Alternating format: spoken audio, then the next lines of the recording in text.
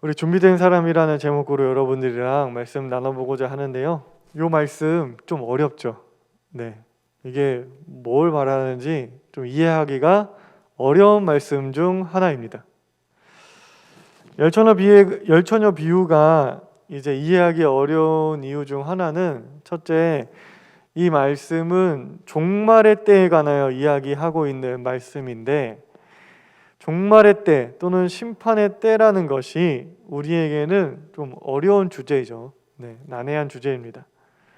보통 종말이라고 하면 많은 사람들이 이 세계의 멸망을 생각하기 마련이고, 혹은 죽음 이후에 천국을 가느냐 지옥을 가느냐 판가름되는 사후의 문제로 생각하곤 합니다. 그래서 그러한 이해 때문에 성경에 있는 종말과 심판의 말씀을 보면 그냥 좀 그냥 두려운 마음이 들거나, 아니면 지금 당장 나와는 상관없는 먼 미래의 일로만 느껴질 뿐 마음에 와닿지 않는 경우가 많습니다.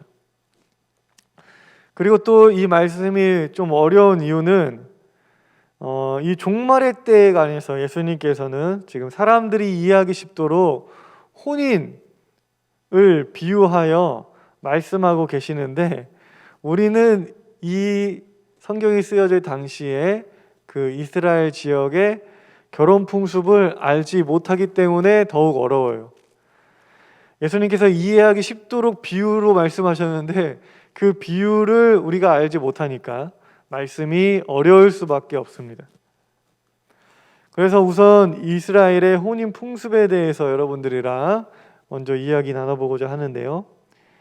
지금이야 많이 달라진 부분이 있겠지만 예수님 당시의 결혼 풍습을 보면은 남자가 여자의 집에 지참금을 지급하고 여자를 데려오는 형식이었습니다. 남자는 먼저 자신의 아버지나 또는 친척과 같이 그 여자의 집에 찾아가요. 그리고 그 여인의 아버지와 함께 정혼 언약을 맺습니다. 정혼 언약을 맺어요. 그때 남자는 이제 결혼 지참금을 지급을 하죠. 그때의 지참금, 결혼에 필요한 우리 장인어른 되실 분한테 드렸던 돈이 그 당시에 일용직 노동자의 3년치 월급이었다고 합니다. 일용직 노동자 3년치 월급. 또 이렇게 설교 쓰면서 심심해서 계산을 해봤는데 한 2,500만 원에서 일용직 8만 원에서 10만 원 정도 받는다라고 하면은 2,500에서 한 3천만 원 정도 되는 것 같아요. 감사한 줄 알아요, 여러분. 우리 그때 태어났으면 결혼도 못했어. 저 결혼할 때 600만 원 있었는데, 참 감사한 시절이에요. 지금은 돈이 좀 없어도 사랑으로 극복할 수 있잖아요. 또 이런 감사한 면도 있어요. 그렇게 정혼 언약을 하면은 두 사람을 이제 법적으로, 이제 사회적으로 부부가 됩니다. 부부가 돼요. 근데 이 언약을 맺었다고 이제 바로 당장 같이 사는 게 아니었어요. 남자는 언약을 맺고 이제 자기 집으로 다시 돌아가서 뭘 하냐? 이제 아내랑 같이 살 집을 준비를 합니다. 집을 지어요. 자기 가정을 꾸릴 집을 짓습니다. 그리고 이제 아내 또한 이제 남편의 가정에서 이제 살아야 되잖아요. 그러니까 교육도 받고 배우기도 하겠죠. 그러면서 준비를 했습니다. 그렇게 1년 정도 준비를 하면 이제 남편은 준비가 어느 정도 되면은 어느 날 밤에 자기 들러리들과 아내를 데리러 갑니다. 그렇게 아내의 집에 이제 찾아가서 이제 아내를 데리고 자신의 집으로 오죠. 그리고 우리 7일 동안 혼인 잔치를 벌입니다. 7일 동안 벌이 얼마나 즐겁고 행복하겠어? 그리고 마지막 날 사람들에게, 결혼 잔치의 마지막 날 사람들에게 아내의 모습을 짜잔 하고 공개를 하는 것입니다. 이게 이스라엘 결혼의 풍습이었다고 해요. 자, 이런 어떤 풍습을 우리가 이해하고 말씀을 보면은 우리는 이제 성경을 좀 더 입체적으로 이해할 수 있게 돼요. 예를 들어서 예수님, 탄생 이야기 여러분들 생각해 보세요. 아버지 요셉이 자신의 아내 마리아의 임신 소식을 듣게 돼요. 이런 거 모르면 이게 뭔 소리야? 왜 부부가 같이 안 있고 따로 남편이 아내의 임신 소식을 왜 전해 들어? 바로 알아야지 라고 하는 생각을 들 수가 있는데, 바로 이러한 결혼 풍습 때문인 것이죠. 요셉과 마리아는 이제 정혼 언약을 맺고 부부 관계예요. 언약을 맺는다는 게 지금으로 생각하면 완전 이 약혼 같은 개념이 아니라 완전히 결혼입니다. 그래서 그 부부의 관계가 되었지만 아직 함께 살고 있던 때는 아니었던 거죠. 이제 요셉이 마리아를 자기 집으로 데려오기 위해서 준비하고 있던 시기에 마리아의 임신 소식을 들은 거예요. 그러니까 얼마나 충격적이겠어요. 그렇죠? 그래서 원래 율법상으로는 그런 상황에서는 그 여인을 돌로 쳐서 죽여야 되는 게 맞지만, 이제 하나님의 사자가 이제 요셉의 꿈에 나타나서 너가 데리고 와야 된다고 말씀을 하시죠.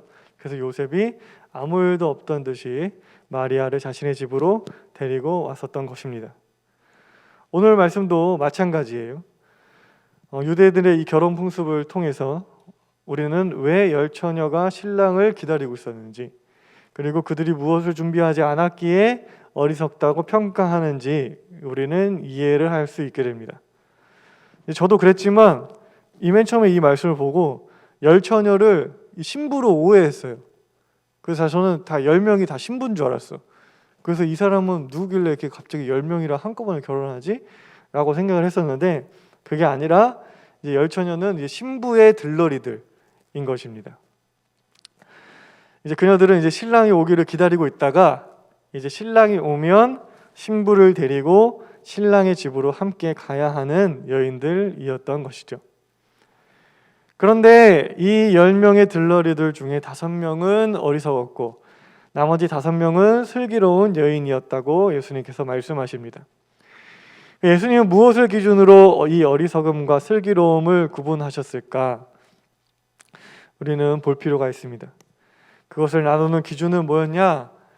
기름을 준비했느냐, 준비하지 않았느냐 였습니다. 열처녀가 들고 있었던 등불은 기름을 바른 횃불과 같은 것이었을 텐데요. 들러리들은 신랑이 오면 신부를 데리고 신랑의 집까지 가야 합니다. 그러면은 기다리는 시간뿐만 아니라 신랑의 집으로 가는 동안에 이제 그 불이 켜 있어야 됩니다. 그리고 중요한 건 뭐냐면 신랑이 생각보다 늦게 오는 경우까지 대비하고 있어야겠죠. 그러니까 기름을 넉넉하게 준비하고 있어야 했을 것입니다.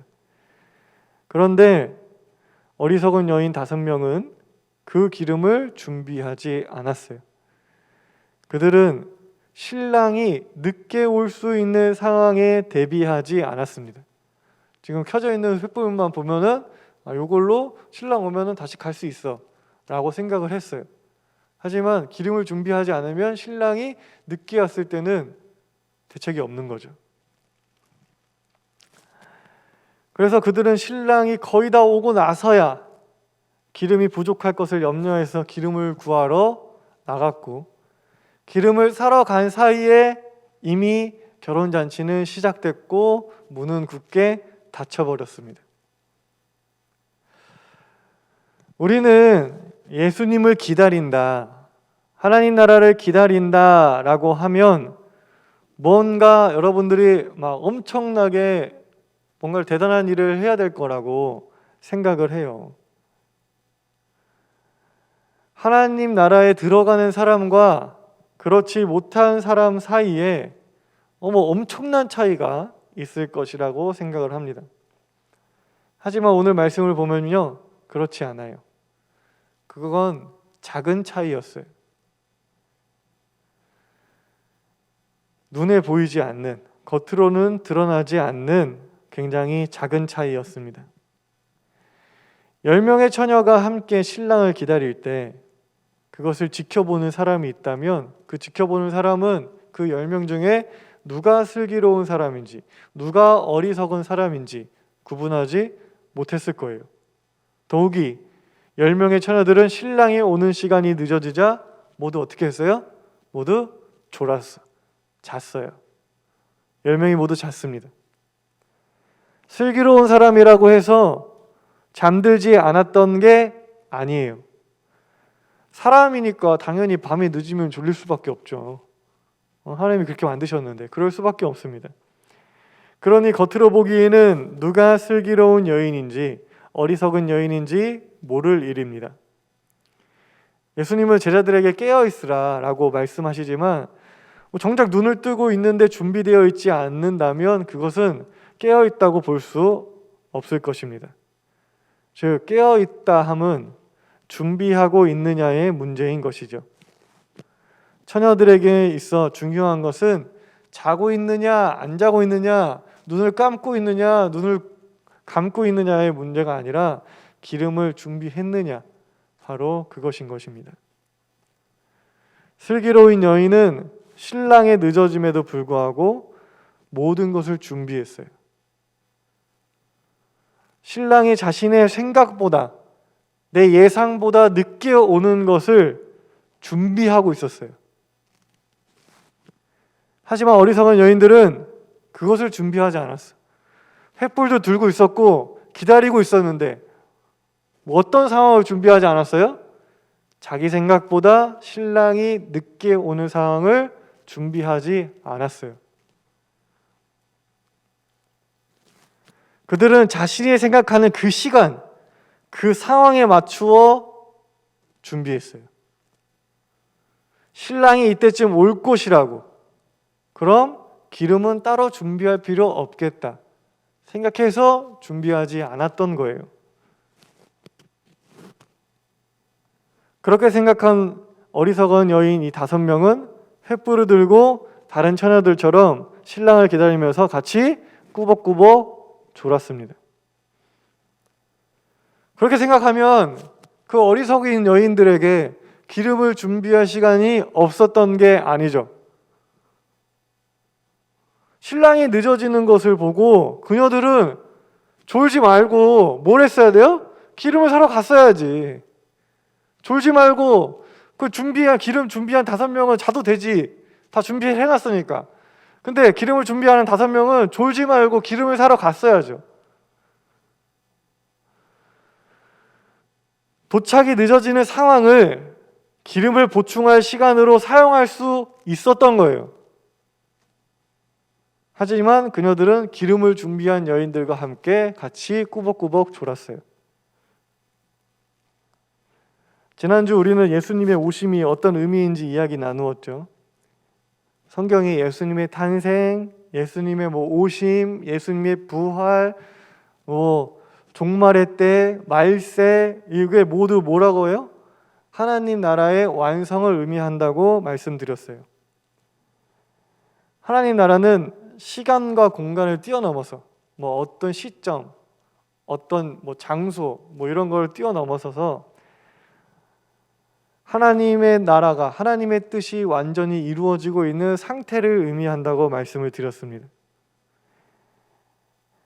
예수님이 꿈꿨고 예수님이 기대했고 예수님이 이루시려고 했던 그 나라가 이루어지는 것을 의미하는 게 바로 예수님의 오심, 태어나심, 부활, 종말, 말세인 것이에요. 그럼 우리가 좀 더 깊게 들어가서 한번 생각해 보겠습니다. 예수님의 꿈, 예수님의 기대, 예수님의 비전, 여러분 뭐였나요? 그게 뭐였어요? 예수님이 꿈꾸고 기대하고 이루시려고 했던 나라, 그게 죽어서 가는 천국이었을까요? 아니면 경제적, 사회적으로 나의 어려움이 해결되는 것이었을까요? 아니면 마음의 평안을 이루는 것이었을까요? 예수님이 이루시려고 했던 그 꿈과 비전은 무엇이었을까요? 사람들에게 전해주고자 했던 것 무엇이었을까요? 정답을 이야기하면 이 모든 것이에요. 이 모든 것. 하나님 나라는요, 경제, 사회, 정치 등 세상의 모든 질서와 규칙들, 그리고 우리들의 마음, 그리고 우리들의 영혼, 이 모든 것이 구원에 이르렀을 때 하나님 나라인 것입니다. 여러분 한번 생각해 보세요. 예수님께서 병자들을 고치셨을 때 손 오그라든 사람, 등이 굽은 사람, 그리고 혈루병에 걸린 여인 등 많은 병자들을 구원하셨잖아요. 그 장면들을 한번 생각해 보세요. 여러분, 죽음 이후에 가는 천국만이 구원이었다면, 그게 중요했다면 예수님이 그 사람들의 병을 고쳐줄 이유가 있어요, 없어요? 없어요. 근데 예수님은 그들 육체적으로 힘들게 하는 그 질병을 고쳐주셨어요. 그들을 억누르고 있는 그 질병으로부터 그들을 구원하셨어요. 또 예수님은 그들의 질병을 고쳐주는 것을 넘어서서 뭘 하셨냐면, 그들이 병을 통해서 겪게 되는 사람들의 따가운 시선들, 사람들의 차별들, 사람들의 혐오, 쟤는 병 걸렸어, 하나님한테 벌 받았어 라고 하는 이런 손가락질들, 그것으로부터 그들을 구원하셨어요. 그러면 안 된다고. 그런 풍토, 그런 질서, 그런 이해, 그런 관습은 다 없어져야 된다고 예수님은 말씀하셨습니다. 즉 예수님의 복음은 사회 질서와 율법 체계 등 사회 전반에 영향을 미치는 것이었어요. 반대로 만약에 하나님 나라가 그냥 경제적, 사회적 어려움으로부터 해결되는 것이라면 로마의 백부장이나 세리였던 삭개오에게 구원을 선포할 일이 없죠. 걔네들은 사지 멀쩡하고 건강하고 돈도 많은데, 사회적으로 경제적으로 다 성공한 사람들인데 그 친구들한테 뭐하러 구원을 선포해요? 하지만 그들에게도 다 갖고 있었던, 세상적으로 다 이루고 있었던 그 사람들에게도 자신의 힘으로는 구원할 수 없는 삶의 영역이 있었습니다. 그래서 그들에게 예수님은 복음을 전파하시면서 평안을 허락하시죠. 때문에 하나님 나라란 육체적, 경제적, 사회적, 그리고 영과 마음의 구원이 총체적으로 이루어지는 것을 말합니다. 우리의 몸과 마음을 억누르는 모든 억눌림에서 벗어나는가 동시에 그 억눌림에서 벗어날 수 있는 세상으로의 변화, 그게 바로 하나님 나라인 것입니다. 그런데 이 하나님 나라는 이 세 가지 영역이 동시에 한꺼번에 총체적으로 이루어질 수도 있고요, 부분적으로 이루어지면서 순차적으로 이루어질 수도 있습니다. 육체적 구원, 육체적으로 건강의 구원을 맛보는 이가 있을 수도 있고, 또 사회적, 경제적 구원을 맛보는 이가 있을 수도 있고, 또 영의 구원으로 이 확신에 차게 되는 사람이 있을 수도 있습니다. 그렇게 우리는 하나하나 차근차근 하나님 나라를 이루어 가야 해요. 그래서 총체적 구원을 이루어야 합니다. 그리고 중요한 거는 그 하나님 나라는 경제적 구원, 사회적 구원, 영적 구원, 그다음에 육체적 구원, 그 하나님 나라는 우리가 생각하는 것보다 더 늦게 올 수도 있고요, 우리가 생각하는 것보다 더 빠를 수도 있습니다. 그렇게 우리는 하나님 나라가 어떤 시기와 어떤 내 삶의 어떤 부분으로 임하게 될지 우리는 알지 못해요. 하지만 그 불확실성 가운데서도 분명한 건 하나가 있어요. 뭐냐? 반드시 온다는 거예요. 그 나라는 반드시 온다는 거예요. 어떤 하나님 나라가 어떤 게 먼저 올지를 모르고, 근데 언제 올지도 몰라요. 하지만 그 총체적인 하나님 나라가 우리 삶에 언젠가는 반드시 온다는 것입니다.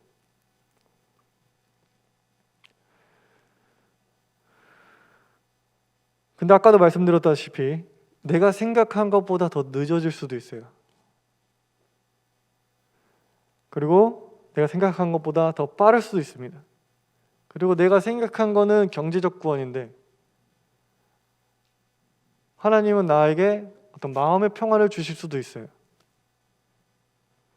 그렇다고 우리는 실망하거나 좌절해서는 안 되죠.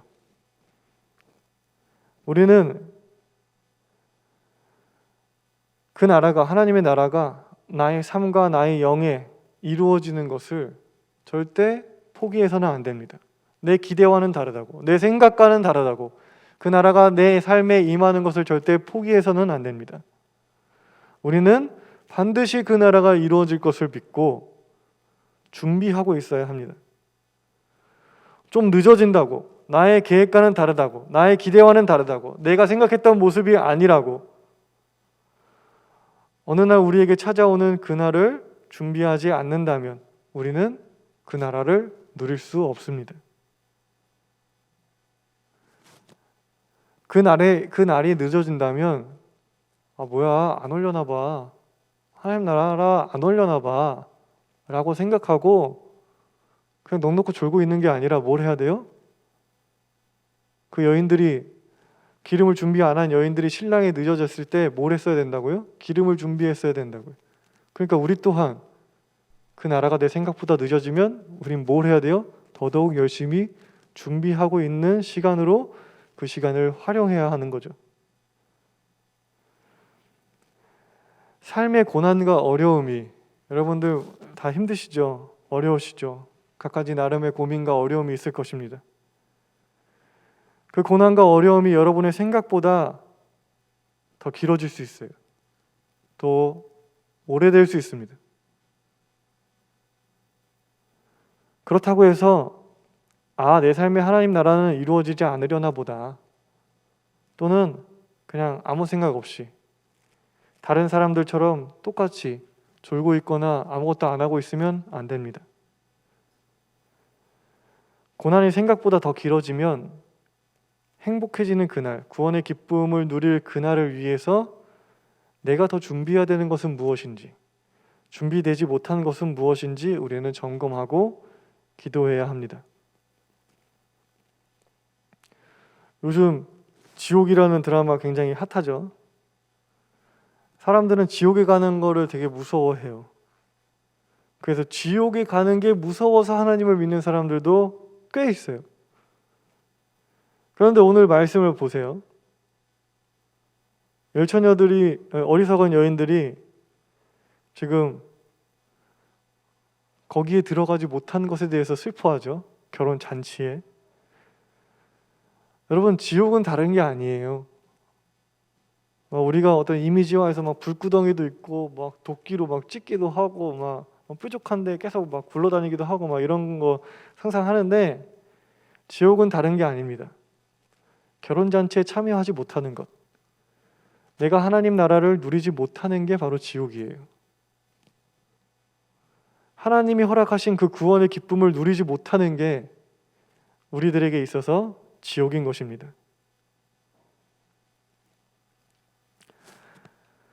하나님 나라가 우리 삶에 이루어진다는 것은, 반드시 찾아온다는 것은 진리이고 사실입니다. 우리는 삶이 어렵고 힘들면 지금 내가 겪고 있는 이 어려움과 고난이 영원할 거라고 생각해요. 끝나지 않을 거라고 생각합니다. 그 믿음이 있어요. 근데 우리가 믿어야 될 건 뭐예요? 지금 나는 이렇게 힘든데 이 어려움이 계속될 거야, 내 평생 계속될 거야 라고 생각하고 그걸 믿는 게 아니라, 하나님 나라는 반드시 온다, 내 삶에 하나님 나라는 반드시 온다, 하나님께서 나를 구원하신다, 그게 내 생각보다 늦어질지라도 하나님은 반드시 나를 구원하신다라고 하는 믿음이 우리 안에 있어야 되는 것입니다. 그것을 예수님은 말씀하시고 성경은 우리에게 전해주고 있어요. 그래서 우리 모두가 알고 있습니다. 하나님 나라가 반드시 이루어진다는 것은 뭐 엄청난 비밀도 아니고 우리가 엄청 막 공을 닦아야지 뭐 알게 되는 진리도 아니에요. 지금 여러분들 이미 다 알고 있잖아요. 우리가 이미 알고 있는 진리입니다. 예수님을 통해서 우리 모두에게 알려져 있고 이미 알고 있는 진리예요. 그런데 지금 당장 내가 원하는 때와 모습으로 하나님 나라가 이루어지지 않는다고 해서 기다리고 준비하는 것을 포기하는 사람들이 있는데, 그러면 안 되죠. 적어도 우리는 그러면 안 됩니다. 적어도 여러분은 그러지 않길 간절히 소망합니다. 그때가 되었을 때, 행복의 때가 되었을 때 그것을 온전하게 누리지 못하게 되는 그런 슬픈 일이 여러분의 삶에 없었으면 좋겠습니다. 우리 사랑하는 여러분은 지혜로운 사람이 되길, 슬기로운 사람이 되길 간절히 소망합니다. 기다리는 척만 하지 말고요, 그것을 준비하세요. 생각보다 늦게 오는 그것을 기다리세요. 준비하세요. 여러분이 알고 있는 대로, 말씀이 가르치고 있는 대로 행하면서 그것을 준비하시기 바랍니다.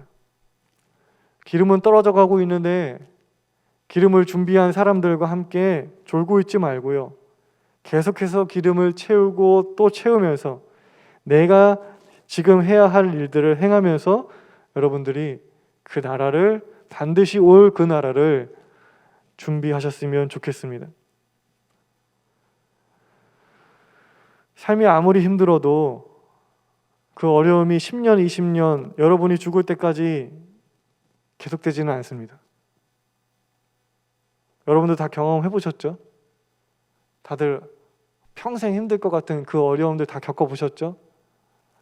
하지만 결코 그런 일이 일어나지 않습니다. 준비하고 있는 사람에게 하나님의 구원은 반드시 찾아옵니다. 오늘의 말씀으로 여러분이 지혜로운 사람이 되길 간절히 소망합니다. 나의 생각과는 다른 때에 찾아오는 그 신랑을 부족함 없이 맞이했던 그 슬기로운 여인들처럼 여러분 또한 내 생각과는 조금 다르게, 다른 모습으로, 다른 시기에 나를 찾아오는 그 하나님 나라를 부족함 없이 맞이하고 누리게 되는 우리 신색장 청년들이 되길 간절히 소망합니다.